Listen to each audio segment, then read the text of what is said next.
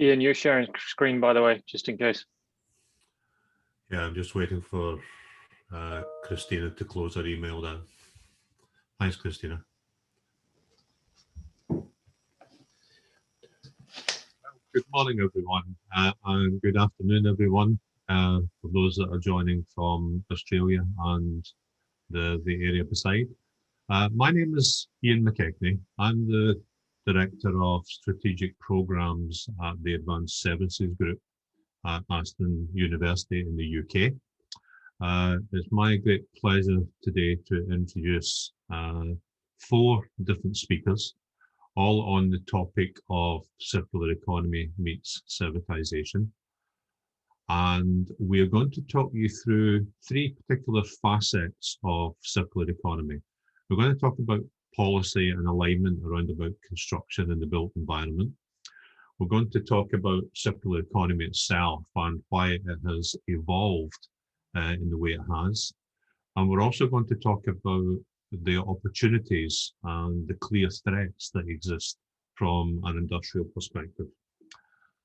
So if I can just take you through the agenda, we've got Ashley Morris and Janie Morris, who are the co-founders, respectively, from Careo in Brisbane. We've got Jamie Butterworth, who is a partner at Circularity Capital. And we have got Neil Walker, who is a sustainability manager at Diageo. And we'll go through the agenda this morning. Each speaker has roughly about 12 minutes to present on their topic. And then we will move into an open Q&A session where we will use the Q&A function on the Zoom platform.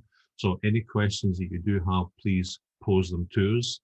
And we'll spend a few minutes at the end just summarizing the calls to action, giving you an indication of the support that's available and the guidance that we can collectively provide.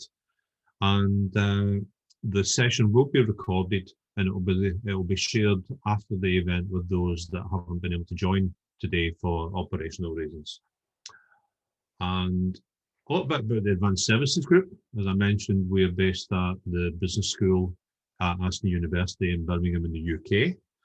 We are a centre of excellence specifically on the topic of servitization and advanced services. And servitization, our kind of working definition, really means about adding services to support the product in use. Advanced services are a collection of advanced business models that can help support that process. And we provide education, training, research to a global network of like-minded professionals. We have about 10 global firms in our network and about 350 local manufacturing or technology firms working with us at any one time. Where we are going today is that both Ashley and Janie will do a presentation. We'll then hand over to Jamie, and then we'll hand over to Neil before moving back into the Q&A. But really, we're looking at their experiences of the circular economy and about how to adopt new circular economy-led business models by adding services. I'll jump in quickly here because it seems I've shared the wrong thing. Let me just stop the share and start again, because otherwise throughout the webinar you will see everything that's happening on my computer. So give me a second. Okay, Christina, thank you. Apologies about that. No problem.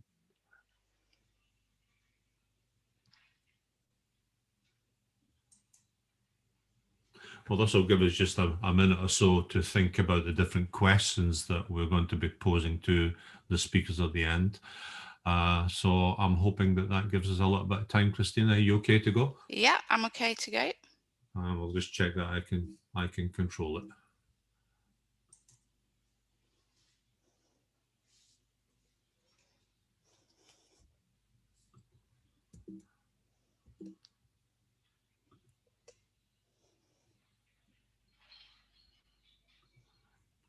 I'm not able to move the slides, Christina, unfortunately.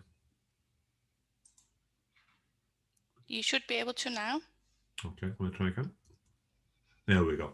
So really, just to put into context, the speakers today, obviously we've got some distance between us. So we're operating at 8 a.m. in the UK and we have got late afternoon in Brisbane. So I will, at that point, hand over to Ashley and Janie to give us their Australian perspective. Thank you. Hi, everyone. Hello, everybody. Thank you, Ian and Christina, and thank you to the Advanced Services Group for having us. Let me just check that our tech's working now.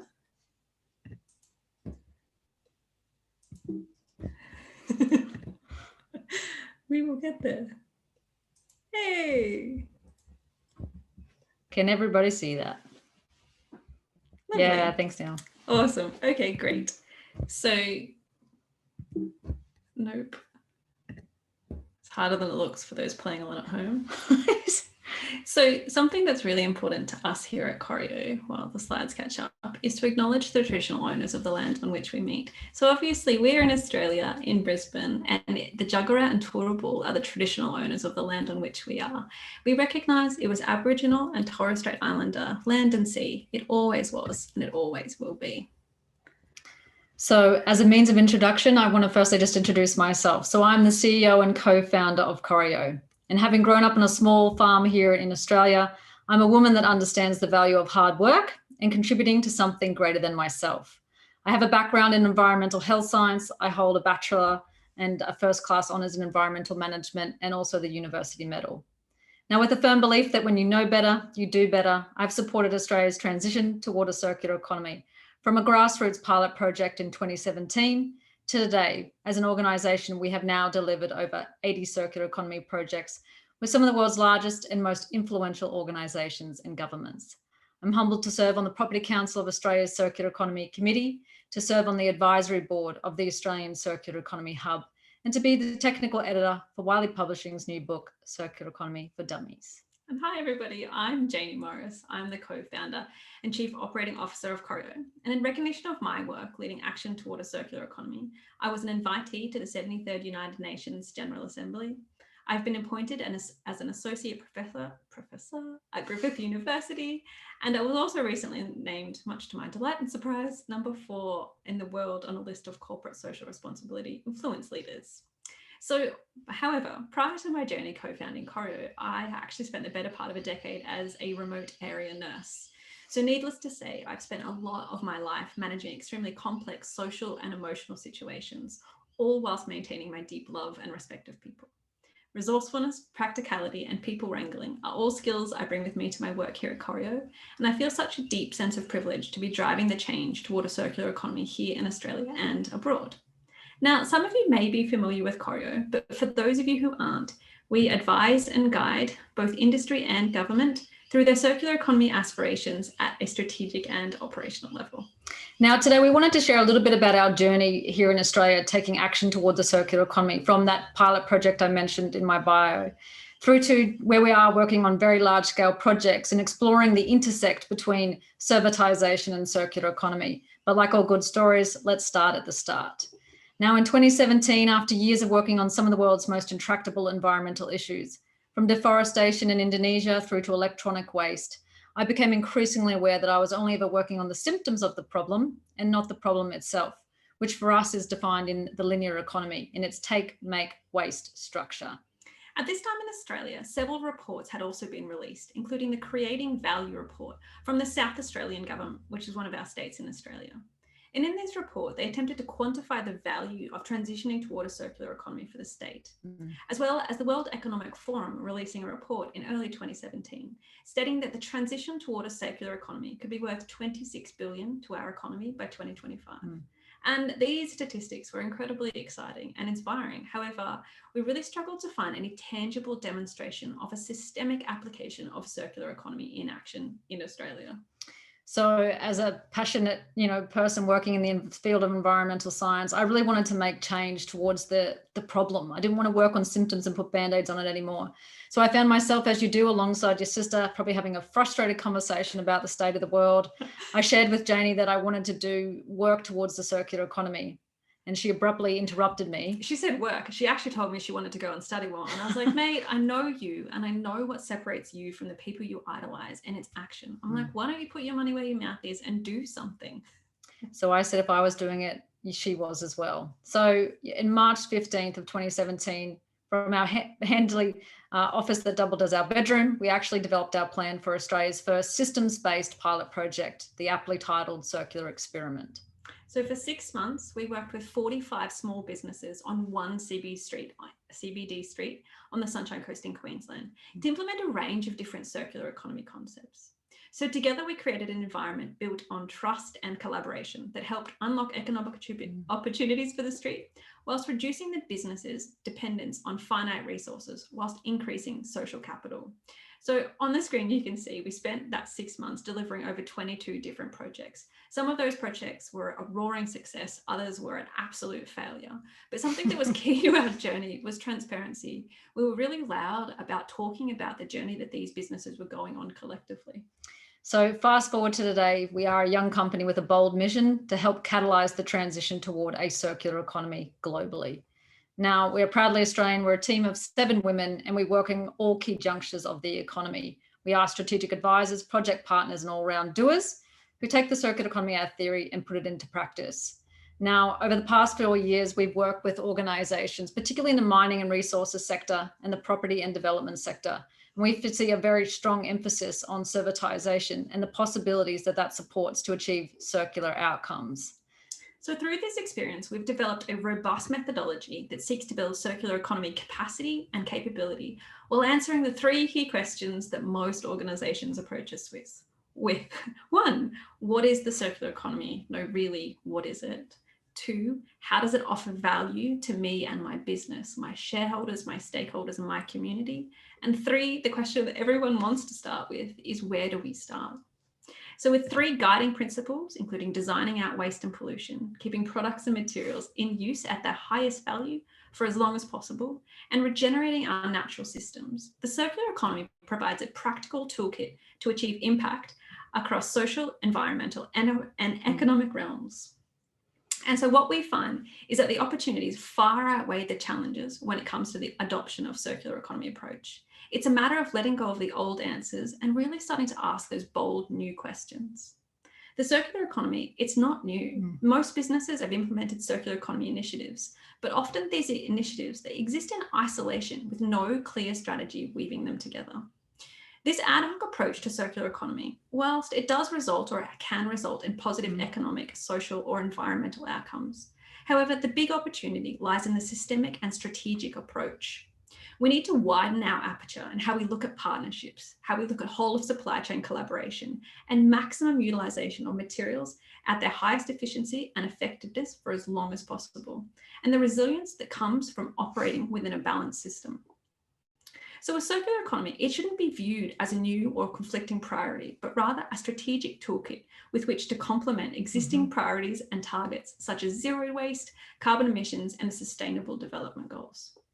So we understand that the circular economy, it can still feel a little nebulous until in the absence of an example. So I'll pass it over to Ash, who now wants to share with you an example, really speaking to servitization, because it's one of our favorite business models. So to illustrate a systemic approach, we're working with one of the world's largest mining companies on a technology that can produce LME grade A, or the London Metal Exchange grade A categorization for copper. Now, this technology enables this company to produce copper from 2 forms of mine waste. So first of all, it's a fundamental transition from using virgin material to get this product from now using a waste out of the industry itself. And this technology also, by doing and utilizing waste, restores and regenerates mine sites over time and enables their biodiversity to come back to these sites. Now, at its full potential, this technology can produce copper cathode with a market-leading low carbon footprint. Now, whilst that's really impressive, it's actually only one part of the system. And what we like to focus on in alignment with the Sustainable Development Goal 12, which is responsible production and consumption, is highlighting how we can change the models of consumption. And this is where servitization really comes in. So for us, we are exploring the concept of new commercial models to look at consumption through servitization. And for us, metals are a really prime opportunity to explore this particular model. And we have seen some industry leadership in this particular area. So Tata Steel is, implementing their leasing model or a servitized model for sheet steel, which is a fundamental shift. Now, as we work in the property and development sector, and we're starting to explore what this might mean for them, and when they want to build a large scale, like a development project, and they will no longer own copper or own steel, what that might mean for them and who gets the value, and how we start to look at new procurement and contracting structures. And as part of these models, when we're exploring servitization and consumption, what we like to highlight is that it gives an imperative to business to no longer focus on waste or recycling, but focus on actually capturing the full value and making sure these materials never leak out of our system. Because even though copper and other metals have a high value associated to them, and they have a bit of a market pull, we're still seeing substantial leakage going into landfills. So when we servitize models, there is a retained ownership. There is a full capture of value, but it certainly does change the way we form relationships, partnerships in our current market and economy. So that's one example of how we're starting to explore what servitization means. But I think, Jenny, it would be worthwhile touching on a project we're working on with 2 major Australian property developers as well. Lovely. Yeah, Central Place, Sydney. Sorry, I'm like, we have 2 big servitization projects. Yes, like, sorry. is it Lend-Lease or Crazy? Yeah, trying to read the sister's mind. Yeah. So we're really fortunate to be working on the redevelopment or redesign of Central Place in Sydney, which is one of Australia's largest transport interchanges and will be, a significant urban renewal project. And we've helped them over the last couple of months really explore what circular economy looks like from a whole of development perspective. And when starting to learn about the circular economy business models, the idea of servitization or product as a service was the most appealing to them, even though in Australia, the maturity towards implementing that business model is still pretty in its infancy. Yeah. So it's a really big leap for a lot of these organizations to really unpack it, particularly the commercial models. I think that's the question that most of the developers we work with is, how does this actually work from a commercial contracting perspective? So the 2 initiatives that this organisation, or these is a JV partnership between Frasers and Dex's, are most keen to explore are lighting as a service and cooling as a service. Mm-hmm. So we currently in Australia have an organisation, a small organisation that can offer lighting as a service, but not to the scale that Frasers and Dex's need. So that would be thinking about how we partner with this organisation to scale their offering up, or how we bring in a new organisation to Australia. And in cooling as a service, we'd be looking to partner with an organisation that currently has their offering over in Southeast Asia called Kaya Group, who are really exciting players in this space. So kind of it's a bit early days. However, what we're finding is that, the product as a service business model shift, it is new in Australia. However, people are grasping this opportunity with both hands because it's a commercial imperative. It makes sense. And it's also quite sexy if we say so ourselves. But I think with some of the other questions that we're hearing asked by this particular sector is, what is the value to their end customer? So if in the case of the urban renewal project, what's the benefit to the tenant? And where we can look from Australia to international examples is really powerful for us to understand, what does, a tailored lighting service really look like? Who gets the benefit again? What are those value drivers? And importantly, as Jenny said, those commercial procurement and contracting structures. So that draws us to the end of our particular overview of what's happening here in Australia, and hopefully giving you some insight into how we define the circular economy and the work that's being undertaken. But really happy to unpack and explore any of those areas that we have discussed, and thanks again for the opportunity. Thanks. We'll see you in the Q&A.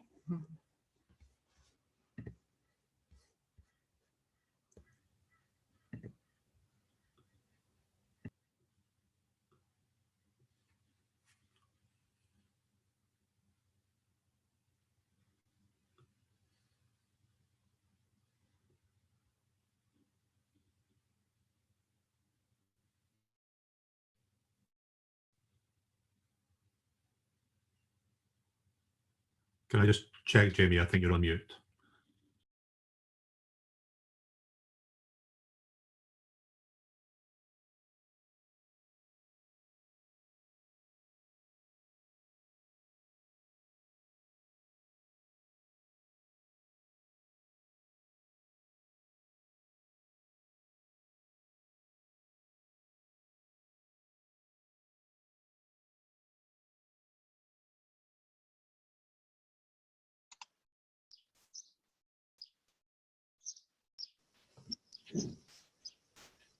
Hi, Ian. Could you go back 2 slides for me to the beginning?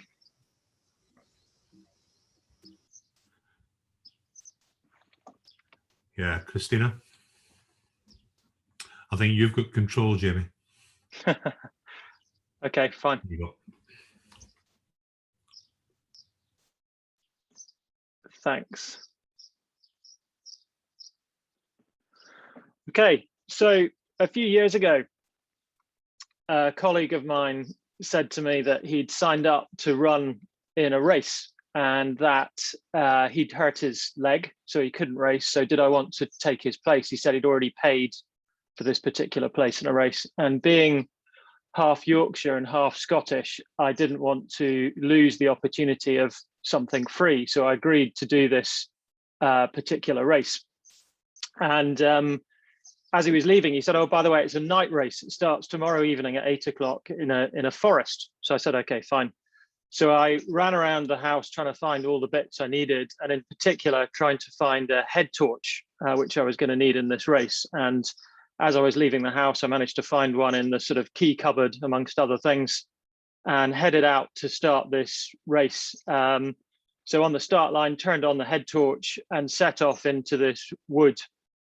And after about a kilometre or so, the light on my head torch went out, just stopped working completely, and I couldn't see a thing. So it's completely dark, lots of tree roots in the middle of nowhere.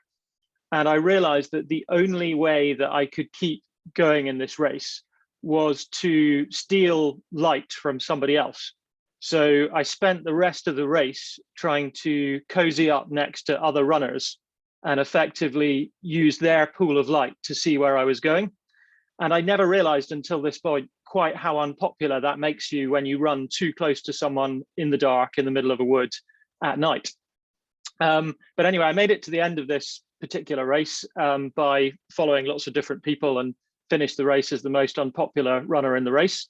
And when I got to the end, I took a look at this head torch and I took it apart basically, and I could see that this head torch was never designed to be repaired or to be replaced, and it was basically waste.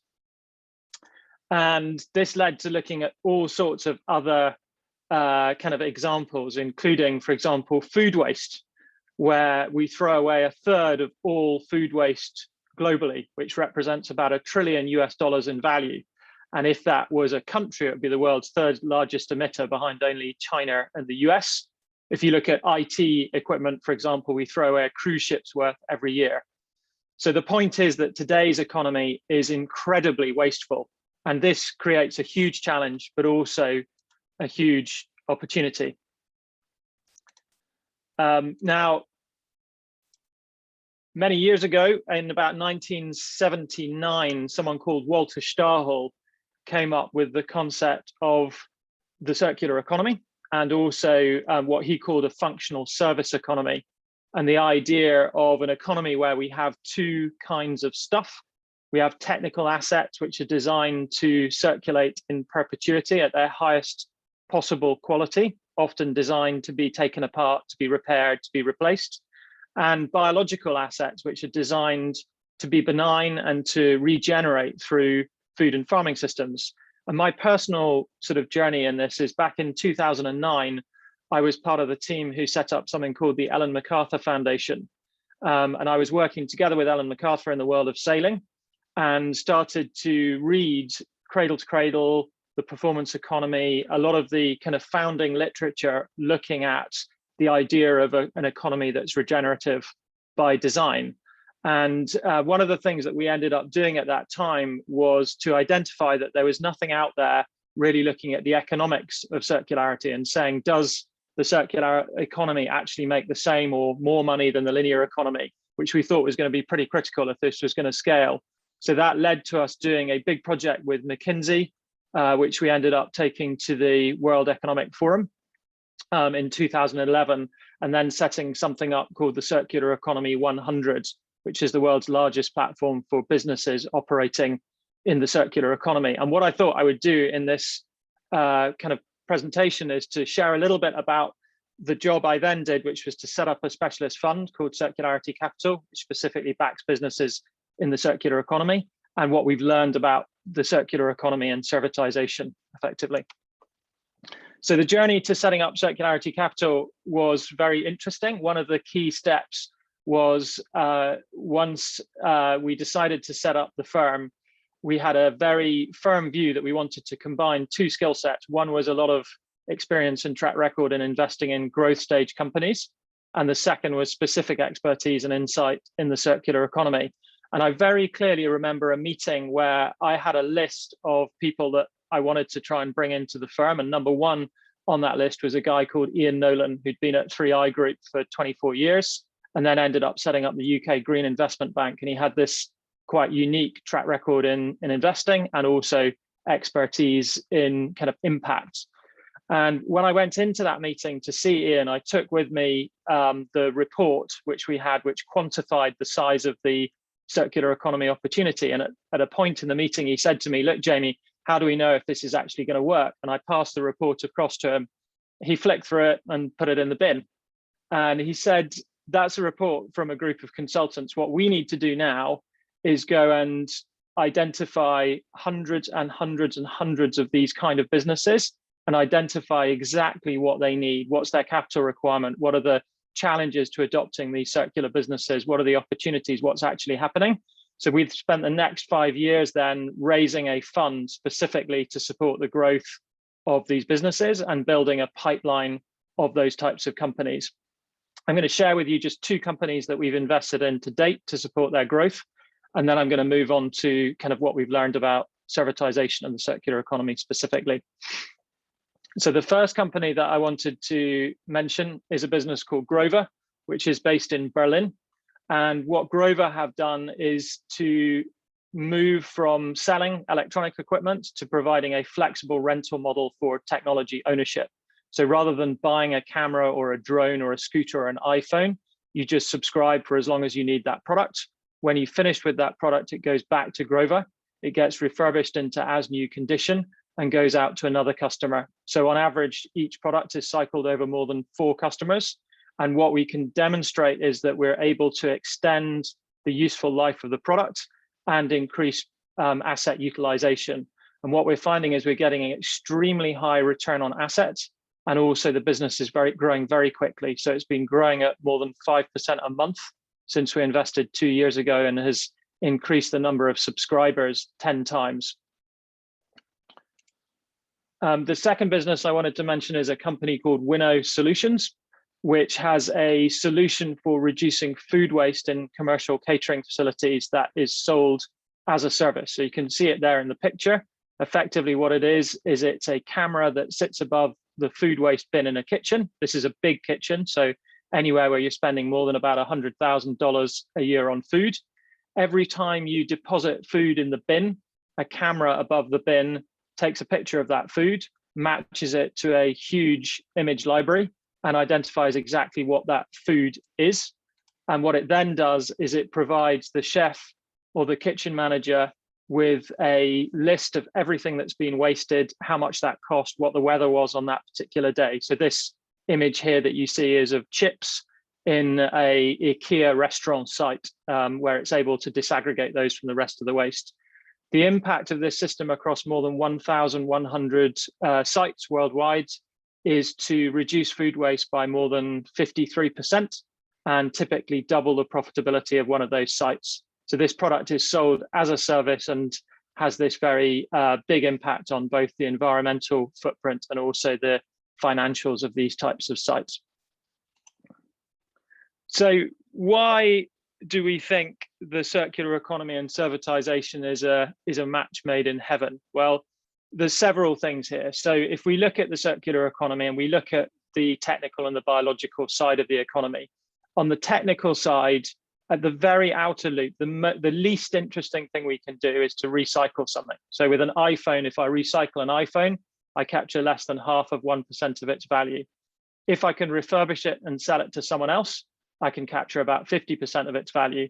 If I can stop it from ever losing my kind of control and I can actually keep it in a constant servitization loop, I can increase that even further. So effectively, the first thing we can do is we close the loop on the components, the materials, the products themselves, which is crucial if we are to operate within a functional service economy. The second is what tends to happen, and this is very much chicken and egg, is we tend to then end up optimizing the design of that product to fit that business model. So we start to design the product to be easier to repair, to refurbish, to replace different components in it. And we've seen that typically in the B2B space, but that's now moving into B2C. The third thing, which is probably most important of all, is we also internalize any externalities. So what we're actually doing is moving the full cost of the product, including the energy, the material, fluids, etc., that uses, to the manufacturer themselves, which tends to mean that it's in their interests to improve the sustainability of the product. From a financial perspective, this is really interesting as well, because we're increasing margin stability. We know where the next product or component is coming from. We're also improving the visibility and quality of earnings. So we're moving from a straight transaction model on our balance sheet to getting a recurring income stream. And we're also often ending up with a superior customer experience. There are, however, some challenges. So one of those is that we often need to move towards a more CapEx heavy model. So we need to find a way of financing that in a sustainable fashion. The second is we've got a much more sophisticated business that we now need to operate. And within that, we also need to change things like our sales incentive and how we actually sell that product and remunerate our staff. So it isn't a simple thing to do. It requires a more sophisticated management team, more sophisticated KPIs, and a more sophisticated company effectively to do that. However, the good news is that there are a whole range of factors which are accelerating this. So businesses are starting to use circular business models, including servitization, from a defensive and offensive perspective. So you'll see a growing number of corporates, including people like Philips, starting to close the loop and move towards servitization for their products. You're also seeing a sustainability imperative where we've got a next generation of consumers demanding products that embed sustainability and also regulatory pressure.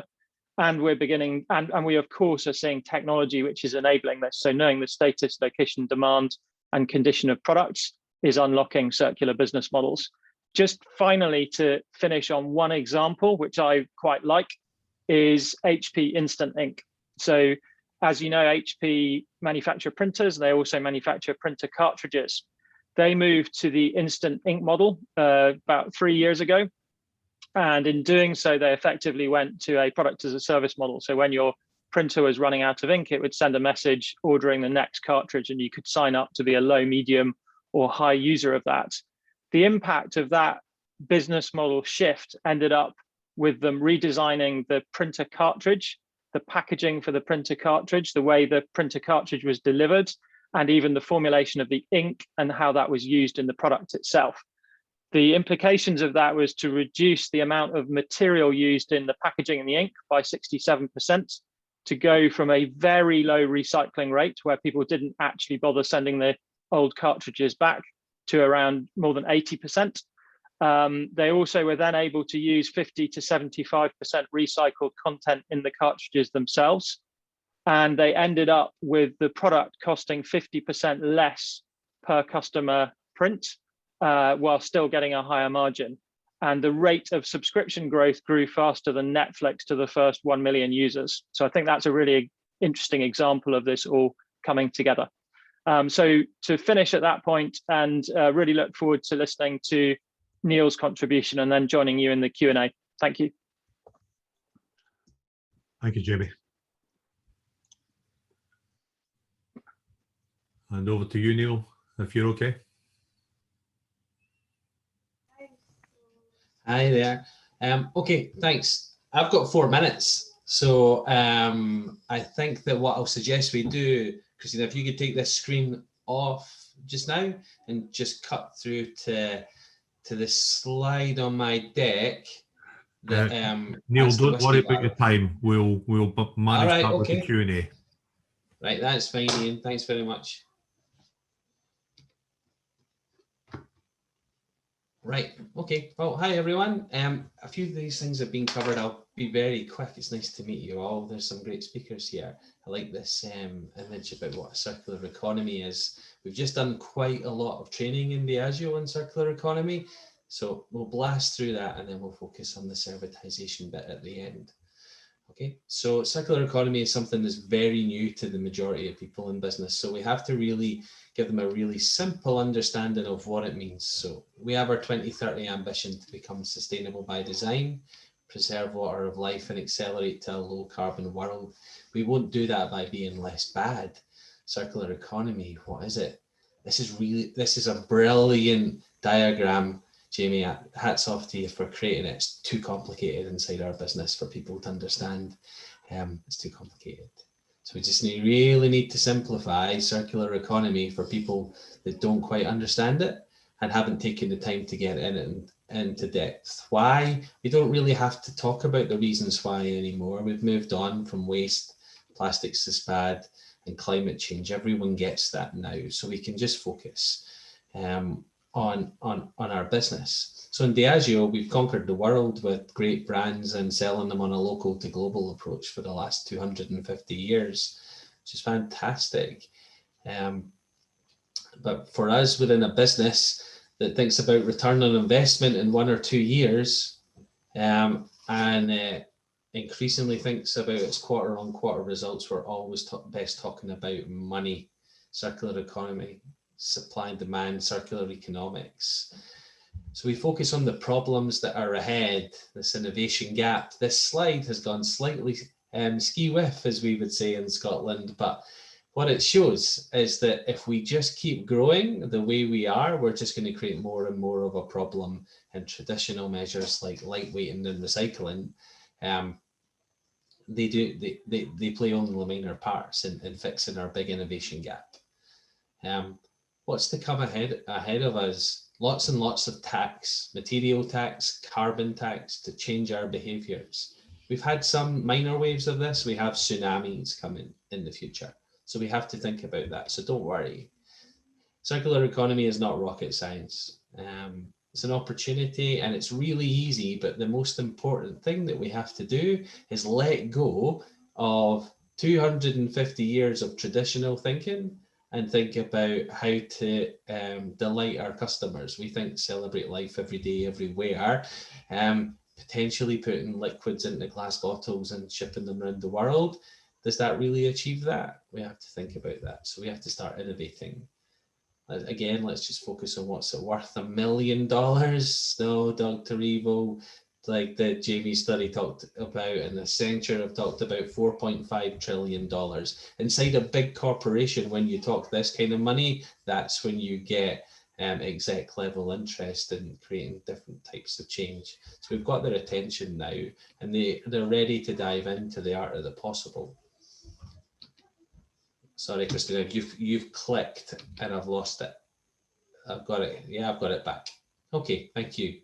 So we're really simplifying circular economy inside Diageo just now, really to be 6 things: cradle to cradle, the biological and technical cycles, and starting to really focus on services and reverse logistics, all underpinned by renewables. Reverse logistics, local to global. What does that mean? Services, we just make products. These, you know, for our innovation teams, for marketing teams, these are really abstract conversations that go against everyone's professional history just now. So we need to take care of that, and we need to help them understand what they need to do. Everyone thinks from cradle to grave, and we've got really efficient at doing this. We've got lots and lots of teams being hyper efficient about the linear model. And so we talk about circular economy. We have to start by reflecting that what we do just now is that we create death, like product, cradle to grave, life cycle assessments, eco-efficiency. We're creating death. That's quite sad, really. But in nature always restores itself. So let's take inspiration from nature. Let's design for life and take that cradle to cradle approach. Most businesses right now, big corps, are just thinking cradle to grave. Okay, so whilst this thinking from the likes of Jamie and Jane and Ashley is way more than a decade old just now, just for the whole audience, this is very, very new in big corporations. You have to understand this if you're going to help them design their way out of the problems that they have. majority of big businesses, I really do feel, focus on eco-efficiency. We'll never get to where we need to by being less bad.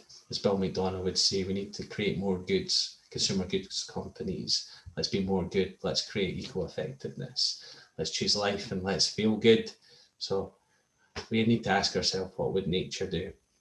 Circular economy, let's take a bit of a deep dive. Jamie's talked about this already. Circular economy 2 years ago, it's just recycling, right? Well, no, it's no more than that. But for people that don't know circular economy, that is the easiest way for them to understand it. And thanks, Abby. I didn't know you were here, but thank you for that. Just jumping back into this slide, it's from Walter Stahill, who's been previously mentioned. Recycling really just doesn't work, okay? A beer can, like we do, or a Coke can, doesn't last for very long. And with recycling rates, even at 75%, they don't last much longer than just a year. So let's take some responsibility here. Coke cans or beer cans, recycling in our systems today, infinitely recyclable materials, last less than a year. What a complete waste that is. Reuse is better. So let's go back to it doesn't really add to our innovation gap with that slightly wonky slide. So whilst recycling is essential, it's nowhere near enough. And what else? So we take a closer look and we look at all the abundance of opportunities inside the circular economy. And when we're inside a big corporation, let's always talk about value, okay? That's my #1 tip from today for everybody listening.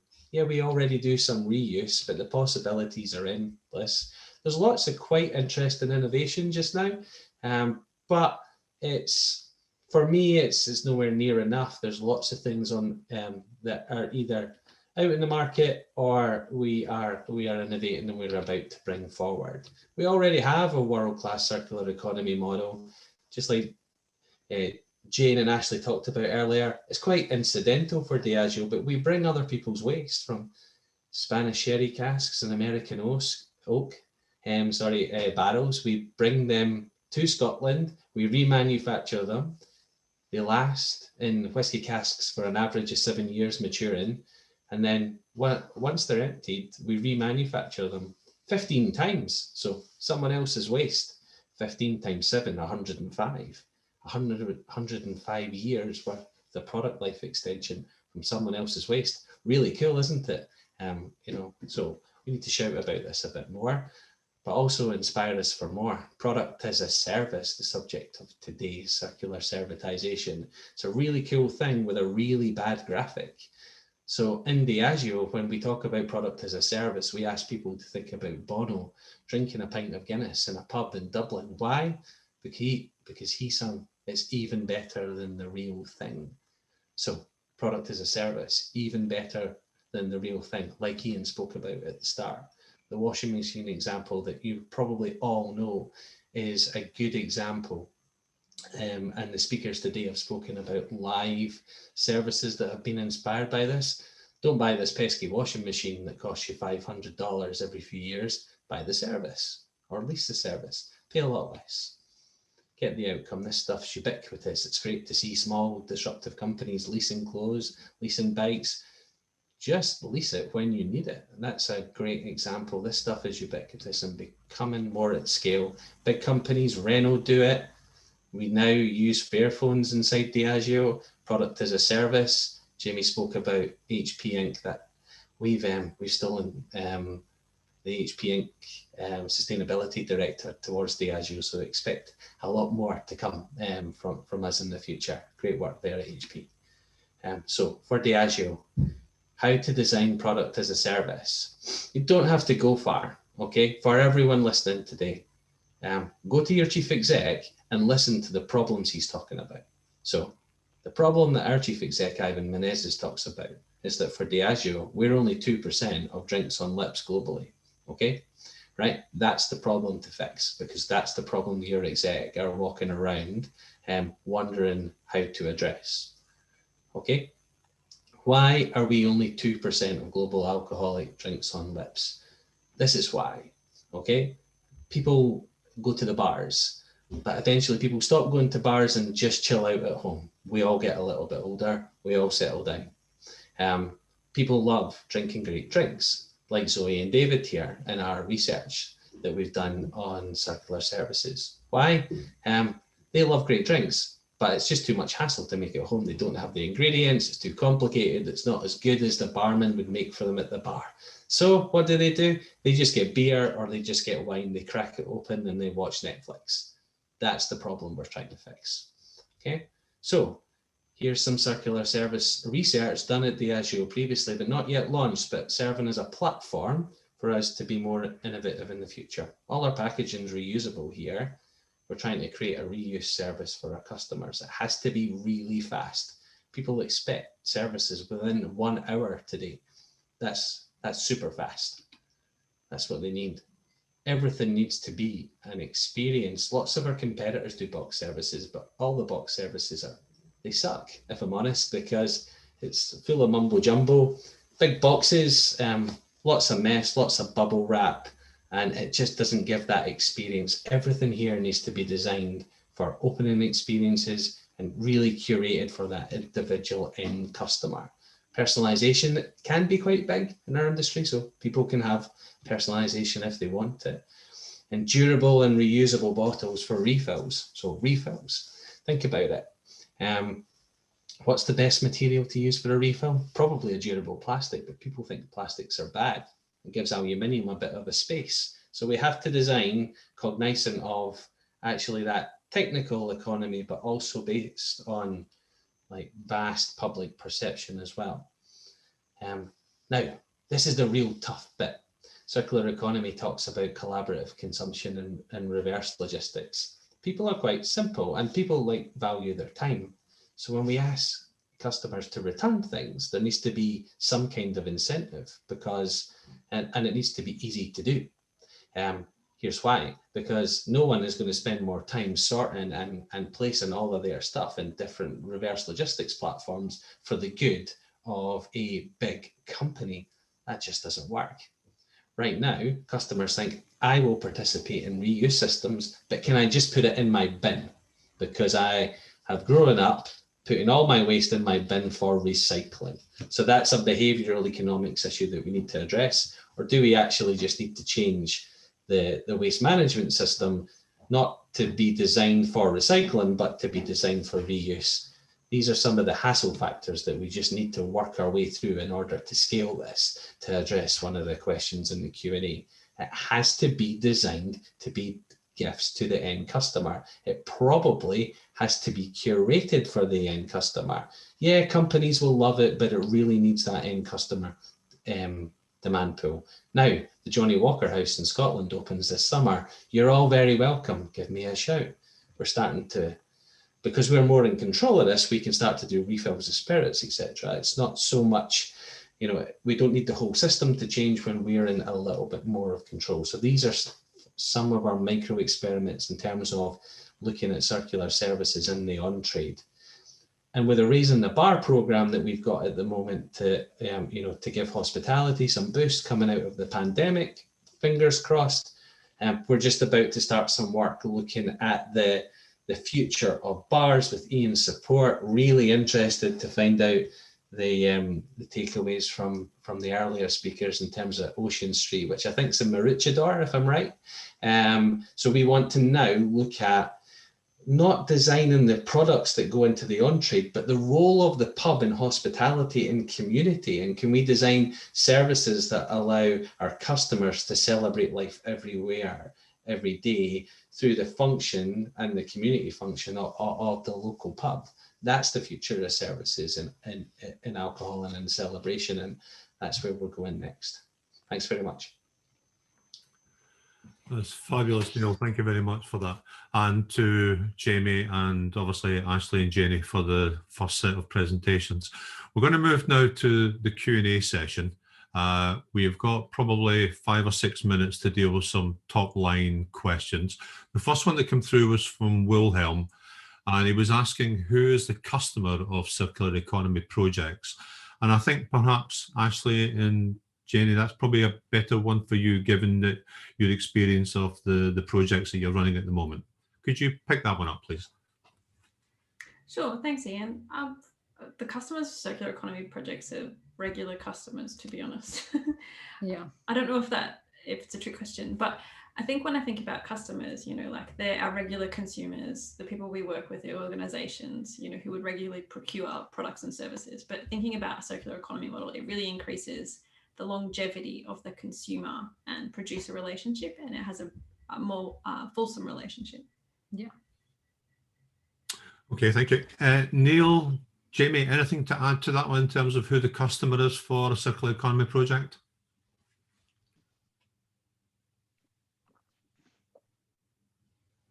Nothing there. Okay.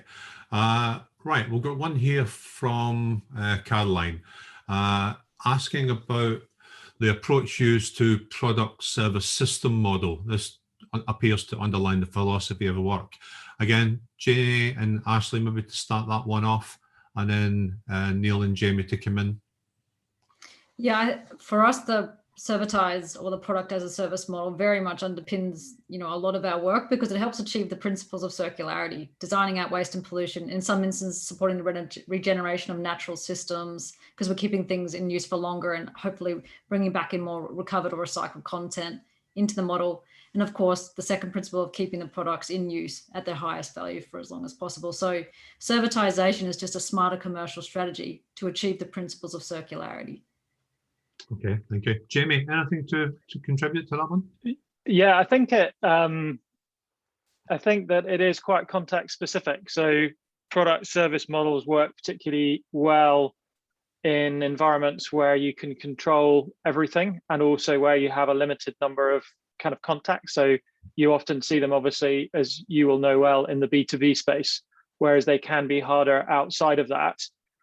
So I think it's really important to work out the most appropriate circular business model for the particular application. And you do occasionally hear these tantalizing servitization-based cases that kind of peter out. So I think a really good example of that would be, for a while, the carpet industry was talking about selling floor covering as a service. It's one of those kind of great examples where someone said, look, we're going to design a carpet that comes back to the manufacturer and you can take it apart and it can be, you know, the base will be removed from the yarn and it can be depolymerized and repolymerized, etc. And we'll sell it as a service to companies. And when they get bored of one color, we'll change it to another. So I think part of that works. The recycling bit is working and they're getting the carpet tiles back. Whether actually people are going to start buying floor covering as a service, I don't know, right? I'm a bit skeptical about that. So I think the important thing is to work out where this is most appropriate and then implement that model. And that probably requires some trial and error in order to work out where that works. Okay, thanks, Jamie. Neil, I've got one for you if you're able to unmute. And I think it's probably quite a challenging one because the question is about why product as a service. Wouldn't just service be better, which would focus on delivering outcomes and helping to dematerialize the supply chain? Is that something that relevant or resonated? Yeah, I agree with that. I talked in my presentation about simplification, and what I recognized as a student of the circular economy and what I've noticed with new grads coming into our business recently that have got great ideas is that we can all be potentially a little guilty of using complex language to make it really easy for people to switch off. So I'm fully encouraging of people just to, you know, simplify the messages that they put forward, because actually, you know, for people, you know, at potentially exec level or even a finance director who's maybe, you know, done business the same way for his or her 30-year career, it's easier for them to say no to new stuff. And so you have to think about the recipient. It's not a circular economy thing. Knowing your audience is a pitch thing that we all have. Okay, here's an open one really just for all panelists. Given that we're also working with lots of small companies and we're in the process of trying to get back out in some sort of resilience post-COVID, what are the key messages that you think might make a stronger business case and convincing the SME owners or managers or boards to change their agenda? I'll have a kind of first go at that. So I think that I'll just give an example. So I mentioned this Berlin-based company, Grover, that's got this flexible rental model. They have seen a massive increase in subscribers during the lockdown period as people have sought to need to work in a different way. So people don't necessarily want to buy the entire home work setup if they know they're only going to use it for a couple of years, or they may need different things at different times. So they might need a professional microphone, or they might need a ring light for doing a presentation like today. And then they might want to send it back afterwards. So I think it's partly about the ability to flex in different kinds of environments and be resilient. I think there's also an argument for the kind of boards of companies that you might just get disrupted if you don't understand this, because a lot of these business models are being driven by a change in technology. So knowing more about where assets are and what their status is, etc. It's also being driven by a next generation of users or consumers, or whatever we want to call them, citizens, who are increasingly interested in access over ownership. So I think it's something which is not, whether you care about sustainability or not, you should sit up and listen and think about how this might change the environment in which you're operating. Okay, that's really helpful, Jamie. I'm just conscious of time. I want to share one slide before we do finish, but there are so many questions here. What I'll do is I'll take an action to share all the questions with the panelists, and we will come back to all delegates with a response to each of them, because I think the richness that we've got today, I think, warrants that, and I don't want to run over, but I don't want to lose the quality of the conversations. But there was one here in particular that caught my eye. And yes, it was about, are there, for Janie and Ashley, are there any particular projects that you can talk about where you've seen a catastrophic failure because they haven't adopted it properly or engaged in circular economy in a smarter way? Sure, yeah. So I think one of our best failures was during the Circular Experiment, which is our aptly titled pilot project. This is when we were starting to really understand and learn by doing with the circular economy, as well as the businesses on the street. It was an Australian summer. We had roped in 14 of the hospitality businesses to start separating out their food waste in an effort to divert that food waste, or their food and organic waste, to a commercial composter. We had arranged with a commercial composter to collect this 1,100 litre bin 3 times a week, and they had a challenge and didn't communicate that they weren't going to collect it. And as such, a week passed by with the food waste in the bin, and it was our responsibility to manage this food waste, and it ended up as a food slurry, and it's a gross story. But I think that's an example of where it fails, when, we're not moving material through the system and getting it to the right place at the right time. But one that relates to servitization is we look to create a business-to-business asset sharing platform for small to medium enterprise on that street, because they had dormant goods, whether that was stacks of, catering plates, or it was chairs, or it was, knives, things that hospitality restaurants have. Now, we offered to come and take photos, but then we realized after we built the platform that Facebook Marketplace was existent and already doing a brilliant job. So I think, to Jamie's point earlier, right context, right time, understand your system and design for it, and design the outcomes that you're seeking on the basis of that knowledge. So for us, we built something that became redundant in the end by not looking broader into the system. So that's an example of, a classic failure in a journey towards circularity. Fabulous, thank you. Well, I'm just very mindful of time. The thing I'd just like to leave everyone with this morning and this evening is that we have Servitization Live in October this year, which is free to access and register. And we are picking up on all of these topics and the related challenges that we find across both large and small businesses at a global and a local level. We'd be delighted if the delegates on the webinar today could join us for that.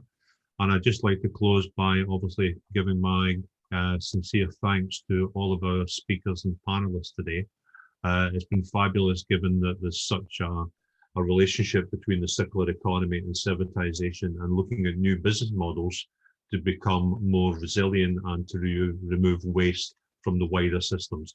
So we will pick up with you after the webinar to get responses to the particular panelists, the questions that were posed to the panelists, because we just love to share these and send them back out to all delegates.